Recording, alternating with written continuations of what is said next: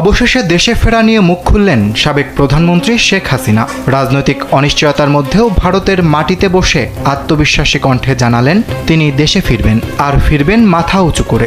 একই সঙ্গে আওয়ামী লীগের ভবিষ্যৎ, দেশের বর্তমান রাজনৈতিক পরিস্থিতি এবং ভারত বাংলাদেশ সম্পর্ক নিয়েও নিজের অবস্থান স্পষ্ট করেছেন তিনি।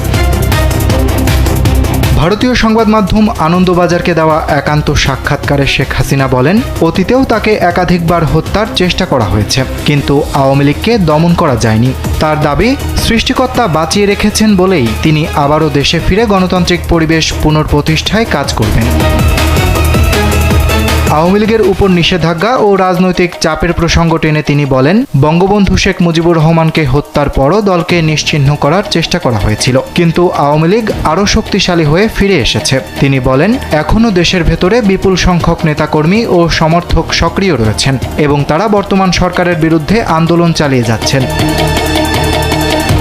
দেশের বাইরে অবস্থানরত নেতাকর্মীদের বিষয়ে শেখ হাসিনা বলেন, কেউ স্বেচ্ছায় দেশ ছাড়েননি, অনেকেই জীবন বাঁচাতে বাধ্য হয়ে বিদেশে আশ্রয় নিয়েছেন। তার অভিযোগ, বহু নেতাকর্মী হত্যা, হামলা ও মামলার শিকার হয়েছেন। বিদেশে থাকা নেতারা আন্তর্জাতিক মহলে বাংলাদেশের বর্তমান পরিস্থিতি তুলে ধরছেন বলেও দাবি করেন তিনি।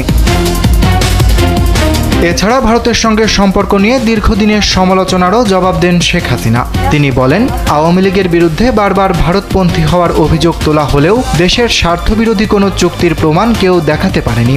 উদাহরণ হিসেবে তিনি গঙ্গা পানি চুক্তি, সমুদ্র সীমা বিরোধ নিষ্পত্তি এবং স্থল সীমান্ত চুক্তির কথা তুলে ধরেন। তার দাবি, আওয়ামী লীগ সবসময় দেশের স্বার্থকে অগ্রাধিকার দিয়েছে। মুক্তিযুদ্ধ কোটা ইউনিভার্সিটিতে অরিত্র বাসু, কালবেলা। তো বেটা তুই তাহলে